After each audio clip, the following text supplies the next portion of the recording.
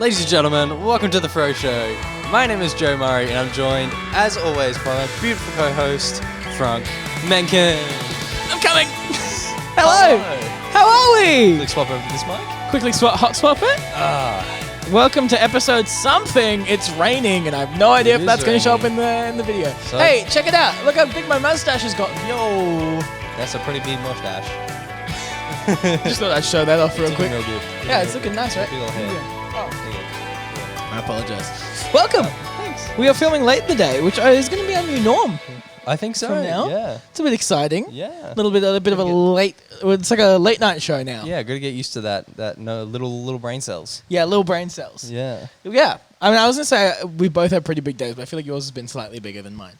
I managed to finish a video game today, so it clearly hasn't been that intense. No, that's still, emotionally it's demanding. it's emotionally captivating. Yeah, that's exactly. what it is. So. Do you want to start with your thing? Yeah, we can start with my thing. Yeah. I got something different that we haven't spoken about. I want to start with. All right. You know what? Yep. This is you lead this episode. Me? You started this episode, I have to lead it? and you've got it. I I'm believe not in ready. you. I'm not ready. You've had 80. I think you've had 88 chances. Right. Yeah, okay. this is your moment to shine. Well, I'm gonna shut up now. okay. I watched a movie this week. Did you? Yeah. I watched a couple too. Did you? I did. It was one that you recommended, actually. I? It was by a very well-known and successful director whose name starts with Stanley. Oh yeah. Yeah. The movie was Paths of Glory. Oh, you watched it? I did. Oh yeah. I had some spare time and I didn't want to watch a show, but I didn't want to watch a super long movie. Yeah. So I was like, I'll just watch this movie because apparently it's good. And it's good. It's really good. It is good. It's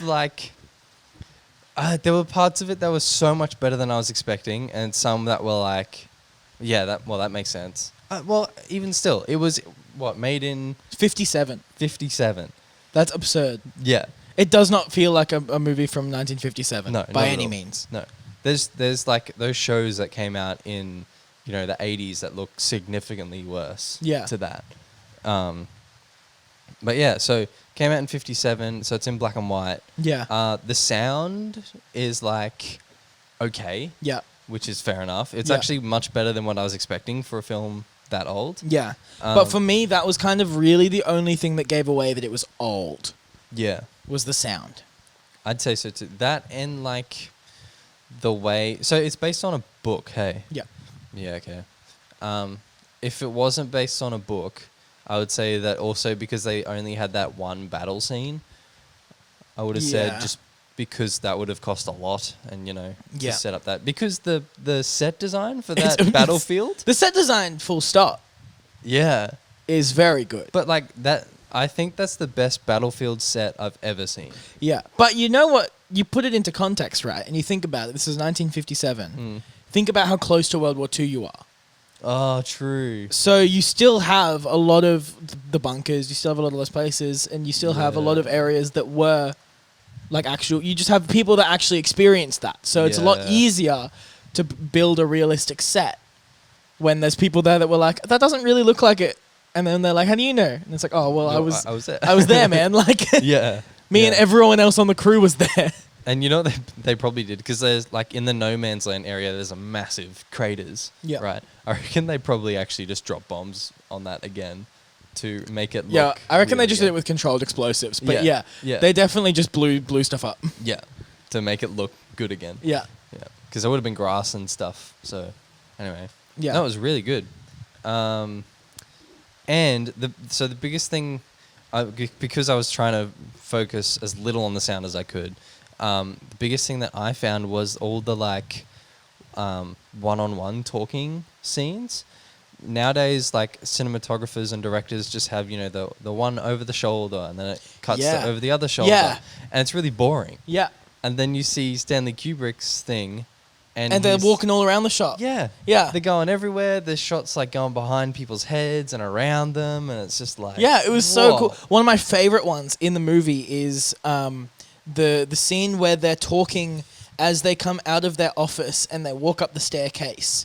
Like that whole Yeah. sequence of like talking to that guy, and then he walks up the stairs and talks to that guy, and then Yeah. they talk and they go up the stairs that way, and like that whole sequence, I was like, this is sick. Yeah, it was so cool. And even in the bunker, there was one towards the beginning in the movie where they were Where they talking come out? in the where they walk out of Oh, the- and they were walking through the trenches and stuff. Yeah. And there's just guys on either side and like, yeah. And I think because it was so close to the wars, it felt more real the way they interacted with each other. Yeah. Because now I noticed a lot they didn't like put a whole lot of effort into the saluting and whatever. Whereas Yeah. in recent movies, I quite like war movies. Yeah. And in recent ones, it's all like very formal. Yeah. But then the general's walking through the trenches and just like throwing his hand up to the people who are saluting at him. Yeah. And like, Yeah. yeah, 'Cause that's I how was it would just have like, been. Oh, Yeah, that's really cool. yeah, that's what one of the things I wrote a whole review for the movie on Letterboxd, of course, but yeah, yeah, that was one of the things that I said was that it is I don't know, it's the most anti-war war movie I've ever seen. yeah, Like it doesn't paint war in a good light at all. Like nothing is taken seriously in the war. Like no part of it makes you go, I'm gonna go enlist now. Whereas like you get Yeah. all of these war movies now that essentially just act as like US military propaganda. yeah. Where it's like- make feel good war movies. Yeah, which is exactly. Like weird. American Sniper and like Yeah. what was that really big one with Mark Wahlberg? Not Black Hawk Down. That's also one Black Hawk Down. But Mark Wahlberg. yeah, it's like Mark Wahlberg and another really well-known actor. Anyway, it doesn't matter, but it's another war movie where they like get trapped somewhere, and Get Out. I'm gonna look it up. Oh, same with Fury. That's a tank Yep. one. Same thing. They get stuck and then they like defend this thing with their lives. They end up. Lone Survivor. I don't think I've seen that. It's good. Yeah, I'll have to watch it. But yeah, Fury. They end up holding this crossroad, which wins them this battle or something in Yep. the end. But a bunch of them die. Hacksaw Ridge is another like Yeah. more. of a Hacksaw Ridge feel-good gets one. closer to that kind of anti-war war movie though for me, I think. Yeah, because he's like against killing. Yeah. Mm. Yeah. No. But yeah, that was my biggest takeaway from that movie was how anti-war of a war movie it was.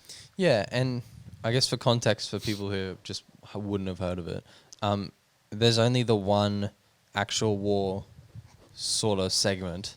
Yeah, so the like first Act 1. The first 30 minutes of the movie are set in the trenches, Yeah. and then the rest of the movie is set in essentially military court. Yeah, which is not. I didn't expect that at all.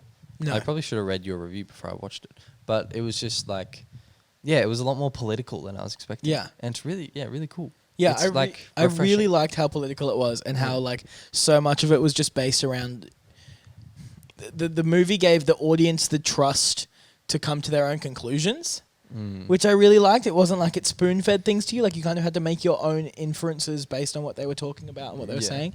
And then later on, obviously, they would say it like outright, but you'd be like, oh yeah, like they did mention that. Yeah. Like one of my favorite ones leading towards the end of the movie was throughout the movie, you kind of realize that Kirk Douglas is the main character. Kirk Douglas's character. Yeah. Sorry. He's just doing this because of a sense of innate justice. Like he just Yeah. wants to do the right thing. But you realize that everyone around him thinks that he's doing it to get a higher rank.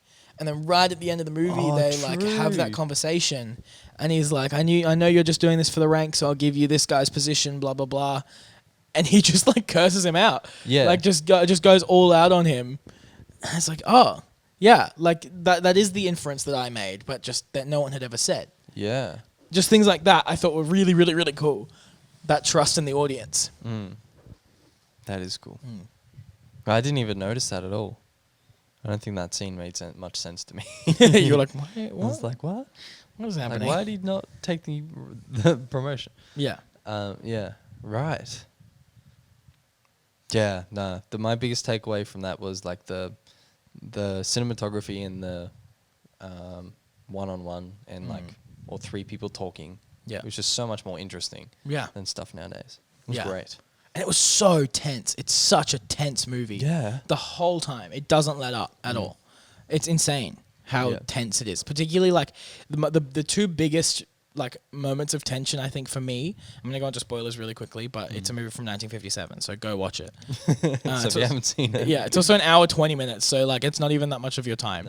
But Yeah, it's like the first one. The first really tense moment for me was when they're like doing the night watch at the start of the movie, where the 1st guy dies. That whole scene of them like crawling across the like battlefield, I was like, whoa. Yeah. And then the second one was right as they're all like walking up to the 3 pillars, about to be executed, and you're like, the whole time you're like, is someone going to stop it? Like, are they going to stop the execution? Like, is the main character going to step in and like tell them to stop? And you're like, just like so on edge the whole time, and then obviously nothing happens. Yeah. But yeah, it's like, whoa, okay, cool. Yeah, no, this is just this. Yeah, that is just what would have happened, I guess. Yeah. Like, I wish I kind of because another really tense moment for me was when he was appointing the lieutenant to be in charge of the firing squad. Yeah. And he was that was so good. He was just like, "Do you want this job?" And then he's like, "I've never done it before." And then he explained what it was, and the lieutenant was obviously like, "I don't want to do that." But then the corporal said, he's like, "Nah, you're doing it." Yeah, you don't have a choice. Yeah. You signed their fate before you had the job. Yeah. And so it's like, oh, okay. Yeah. Yeah. I do kind of wish they had completed his role, though, in that thing. Because the most tense part about it, I thought, was that he had to go and make sure they were dead. Oh, you would have liked like the... I would have liked the whole, that whole like sequence. Yeah. I assume that was in there and had to be cut for whatever reason. Probably. Yeah.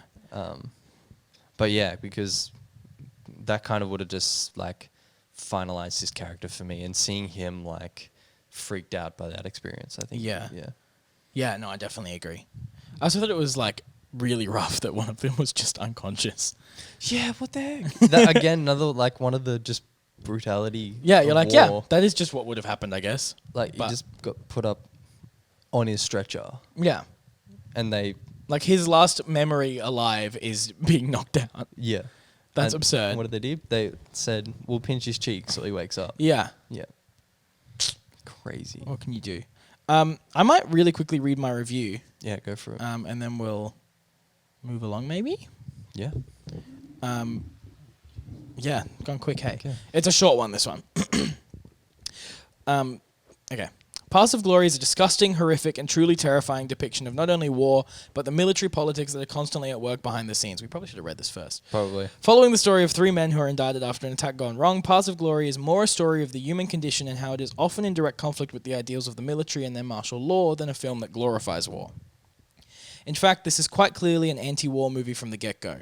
No part of this glorifies or even paints war in a neutral light, as so much modern film does. The first 30 minutes is exceptionally hard to watch and really forces you to take in the brutality and clear disconnect between the command and their foot soldiers. Through the use of practical effects, a scarily realistic set, and absurdly long shots that track the action through no man's land, Kubrick forces you to not be an outsider in the story. You're pulled into the action, and by effect, you become one of the many men who retreated from their attack further in the film. You feel just as responsible for your actions as the men standing trial, and this attachment is precisely what makes this such a visceral and hard-hitting watch. Not to mention the incredible acting on display here. Every character feels real, relatable, and understandable. Several times I felt as if I was watching a documentary rather than fiction, which is a remarkably rare experience. In particular, the performances of Kirk Douglas and Ralph Meek are to be admired and understood. It blows my mind that Stanley Kubrick was only 28 at the time of this film's release, as his directorial style is already on full display here. All the marks of a Kubrick film are already here. A simple story executed perfectly through beautiful filmmaking, with a clear undercurrent of dark humor that catches you off guard in the most heavy of moments. To take on such a heavy and carefully crafted story at such a young age shows a wisdom and confidence in Kubrick's filmmaking that is so rare to see from such a young filmmaker, particularly in comparison to today. Paths of Glory oozes the confidence of a director who knew he had production under control and truly understood the value of the work he was putting together. 67 years on, and the only thing that possibly gives away its age is its audio. The rest of this is beautiful, modern, and could quite frankly pass off as simply an artistic choice to use black and white. This film grabbed me from the moment it began, and it didn't let me go until the credits rolled and the hour and a half it had allotted was up. This is a beautiful, disgusting, hard to watch, exceptionally acted and masterfully written work of art, and a must-watch for anyone with even the slightest interest in the medium as art. Yeah. Immediately went into my top 4 of all time. Oh, that's Straight away. Crazy. That's pretty good. Yeah. He going back to him being like super young, I can definitely tell that he was more inexperienced when you look at the audio. Yeah. Just because, like, the whole court scene is in this massive echoing hall, Yeah. and it's hard to understand what they're saying sometimes. Yeah, I had subtitles on the whole time. Yeah, that's smart. But yeah, so things like that, and when the characters moved around a lot, they got harder and harder to hear when they went further away. Yeah. But things like that he would have learnt from Yeah. that, And and now they don't move as much. I don't think he repeated any of those mistakes in future movies either. I definitely didn't notice it in like The Shining. Yeah. Like, I think your next Stanley Kubrick movie should be either, depending on what mood you're in, 2001: A Space Odyssey or A Clockwork Orange. okay. One of those two. Alrighty. I will check them out. But yeah, really good. They're very good movies. I finally got around to watching that. Wait, did I talk about this last week? I don't think I did. Maybe I did. What'd you watch? I watched Fantastic Mr. Fox last week. Yeah, I don't know if you did talk about it on the show. Anyway, very good. You I read told a me. review on that as well. You should go watch that. Yeah. I want to rewatch that movie now. Yeah, Yeah. it's very good. Yes. I think I did. I didn't talk about it on the show, but I did watch it last week Thursday. Right. Yes. Thursday morning. Yeah. Anyway, moving right along. Yeah. Next topic. Next topic. Okay. On your bike. So, we're going to talk a little bit about radio. All right. A little bit about something we don't talk about a whole lot. No. But I learned a lot today. Mm-hmm. And it's not just things don't work the way I had expected at all in terms of like when things play on the audio. So when a song plays and then you talk and then there's an ad or whatever. So I thought, and I want to know what you think. I'll give my perspective so you kind of know what I'm talking about.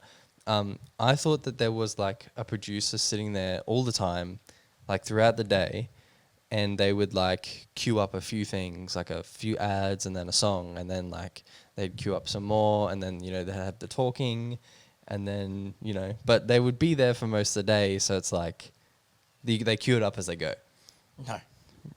But I found out that it's That's not. Wait, can I say what I thought? Can I say what I think? What I think happens is they queue everything either like way in advance or like the day of or the day before. Either way, it's all queued up, and they just like have all the ad spots ready, and then they just have like the talking blocks, and then whenever the talking blocks are there, they just like go. What do you think? Do you think then everything revolves around how it's scheduled? What do you mean? Like the talking blocks. Like, do they have to meet it to the second, do you reckon? Nah. No? Yeah, you're pretty much right. Yeah. You know why I know that? Why? Luke and Lewis talked about it a lot when they did radio. Oh, true. Yeah. Yeah, because a lot of the time on the show, they'd be like, we're just going to keep talking so that we can't go into ads or into songs. Yeah. So we're just going to finish our story and let the producer guys figure it out. Yeah, right. That's mean. Because, like, depending on what radio station it is, they have a certain amount of time per hour that they can have ads. And obviously, more ads, more money. Yeah. So if you do things like that, then the station loses money. Yeah, well, that's why they don't work in radio anymore. Yeah, smart. But yeah, so it's all like queued up pretty like the day before, pretty much. Yeah. Yeah, as far as well as I understand. And all of these like spots are put into like a massive library, and then someone goes through it on that day and just like slots everything in. And there's ads that people will purchase for like 3 days, like these 3 days specifically, and so you have to make sure they go in those 3 days, but then not after that. Yeah. Not that sort of thing. But yeah, I don't know. I wanted to know how you thought it worked. Yeah, well, I'm not dumb, so... Clearly. But yeah, so it's all queued up. Yeah. That does the day make sense before. from like a logistical standpoint as well. Yeah. Like just that you have it all ready Yeah. beforehand. Yeah. But the funny story from today as well. I spent the day at a radio station, which is why we're talking about this. Yeah. Today was Remembrance Day, right? That's why they... Okay. I feel so stupid right now. Why? What happened? Because I was driving around today. I had a meeting this morning for a freelance job. I was driving around today and I kept seeing all these like things that like there are all the remembrance sites that I drove past. And I was Right. like looking at the date. I was like, I have no idea. It's not Anzac Day. Yeah, What's it's not Anzac Day. 9/11 was last month. Like, I don't know. Like, was there like a national tragedy that I don't know about? But this makes sense now. Yeah. I think also because in my head, I thought it was the 10th today. Right. Okay. Anyway, I'm just any stupid. international listeners, the Remembrance Day is the day that the World War One ended. Or the Gallipoli ended or something. I think isn't Remembrance Day. Is that just an Australian thing?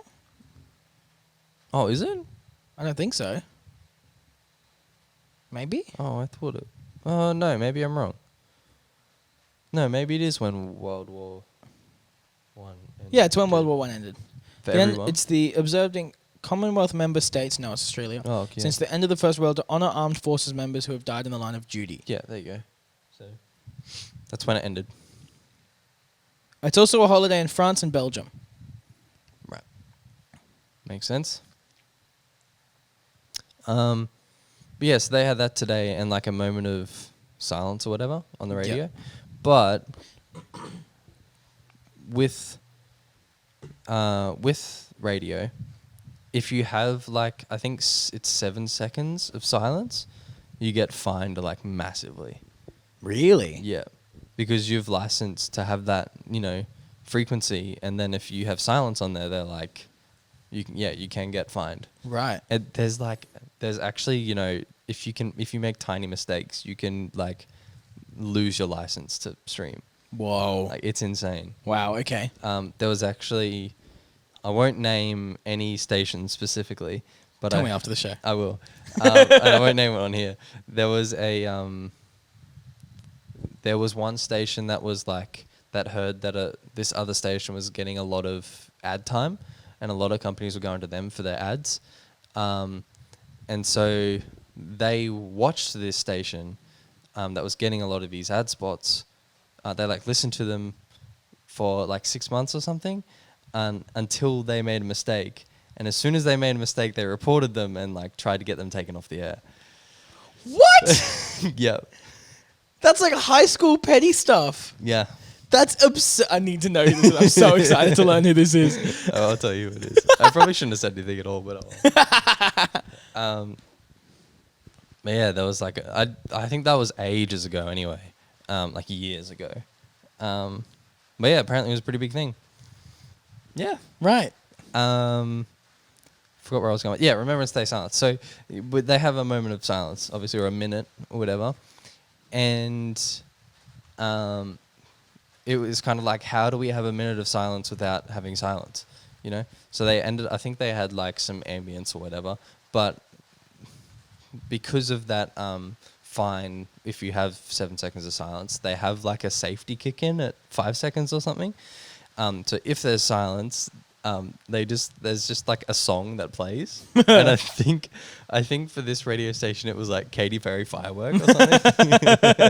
It's just like, and so they were all joking about, imagine if that played in the middle of the Remembrance. Oh, thing. that'd be so awkward. Yeah. I can just imagine the pain of everyone in the station at that moment. Yeah, When you'd be like, Katy Perry's Fireworks comes on in your minute of silence. And you just have to grin and bear it. You can't do anything about it either. Nope. So if there's people listening, it's just like, well, Man, that was a short minute. that's that. Yeah. Oh, yeah. What? Because it's 11:11. And then you do the 1 minute of silence on 11:11. Yeah. 11:11. Yeah. Yeah. At 11:11. Yeah. That's when they ended it. The 11th minute, the 11th hour, the 11th. Sometimes my genius, it astounds me. Come on, man. Did you not go to school any of those days? I did. I was on You were stage the for ones most of them. involved with it, I was like the one doing speeches and stuff. Yeah. I'm sorry. Oh well. I've been in my own little world the past couple of weeks. We vibing. Yeah, it's been a bit like that. Last few weeks it just felt really strange. Yeah. Oh, it's raining now though. That's good. Yeah, it doesn't help. Yeah, it does. It doesn't. What's the It's time? mental health rain. It is Mental health. 4:45 in the afternoon. Okay. Yeah, I'm feeling it. Bedtime. Yeah. I feel like I had something I wanted to bring up, Come on. but Come on. One of the games you played? I have totally forgotten it. Oh. That sucks. But I'll just say that I've got a PS5, I think. Yeah, you just going to say that? Yeah. You feeling that confident? I'm not. I said I think. You think? I have one on pre-order from a reputable source that is not a scalper. It's from EB Games, which is GameStop in the US. And I'm just fingers crossed praying that my stock doesn't get cancelled for whatever reason. May I ask how much they are still? $750. Yeah, okay. So So still pretty bank. It's still quite a kind of purchase. Yeah, but Yeah, right. it'll be fun. I'm excited. I'm gonna. I'm not sure where I'm gonna put it, but I think I'm gonna put it at, like with all the sound system stuff because it has 3D audio and all that, so it'll be super fun. Yeah. I'm very keen for that to come. Yeah. But yeah, I'm just fingers crossed hoping that it doesn't get lost or out of stock or whatever. Will they just give it to someone else? Yeah, well, I have to go pick it up. So they said they'll text me when I can come pick it up. But That's good. yeah, so then you bet your little booty I'm gonna be out that door. I'm gonna go pick it up. Gonna be zooming. ASAP. Yeah. Yeah, that's cool. But in terms of games that I finished this week, I bought and finished the Guardians of the Galaxy game, the new one, and it was really good. Yeah, I went into it expecting it to kind of suck. I thought it looked terrible. Yep, I was like, this doesn't look interesting really at all. Mm-hmm. But then I like had a bunch of days off last weekend, and I had like a bunch of free time this week. So I was like, yeah, you know what? Screw it. Like I'll just buy it and like I'll just have fun with it, whatever. Yeah. It's really fun. Yeah. Genuinely really fun. I like laughed out loud a lot. Oh. It's really well written. I had a great time. All the like dialogue when you're not in cutscenes and stuff is really good. Yeah. The story is like it's a comic book story. Like it's fine. Yeah. But there's like some genuine moments where like the game is really self-aware of the fact that it's a comic book. Right. And it's just like, here's something really sick where you go, whoa, and then like that's it. And it's like serve no purpose whatsoever, but you're like, that was so cool. It's just one of those games. And then there's like a whole mechanic within the game where you can like huddle up with the rest of the Guardians of the Galaxy, and you've got to like go through this conversation tree to like amp up the team. And if you amp up the team well, like you get everyone psyched, one of the songs will come on from the the soundtrack. And so you get to like do the rest of the battle with like the banging sound. It's a different soundtrack to the movie, so it's a whole bunch of new songs, and you're just like bopping along. It's so good. That's cool. It's so much fun. The soundtrack is great. Visually it's beautiful. I had a bunch of times though where I was really feeling that I am rocking a bass PS4. Yeah. Because there are a lot of moments where I literally was stuttering so bad that I could not do anything. There was a whole like a big battle in the middle of the game that's set in space. I had no idea what was going on. I was literally just like holding the trigger and rotating, and then eventually I hit a cutscene. I was like, cool, thanks. That was really the only moment where it became like unplayable. I did have a bunch of other moments where it was really like stuttery, and I was like, whoa, okay. That's interesting. I've never had that problem, I don't think, with the PlayStation. Maybe once or twice where it's like, oh, that did But I render. also play a lot more games on release, so they haven't been patched yet. Ah, true. So like Guardians of the Yeah, Galaxy that'll do came out like on the 26th, I think, so not long ago. Not long ago. Anyway, it's good. You should go play it if you want to drop the money on it. But in all honesty, I'd say wait like 6 months or 12 months till you can get it for like really cheap. It's still $100 at the moment. So yeah, it was quite the purchase, but I would recommend it. It's fun. Yeah. Anyway, we got to wrap it up. We got a minute to wrap it up. Nah, go. Go watch Paths of Glory. Listen to more radio and go play Guardians of the Galaxy. Yeah. Thank you so much for listening to or watching this episode of the Froe Show. We hope you had a great time. We hope we got you to work or got you home safely. Thank you, Joe, for introing and just generally being great. Yeah, we have a guest next week. Get excited. Thank you so much. We'll see you next week. Bye. Bye.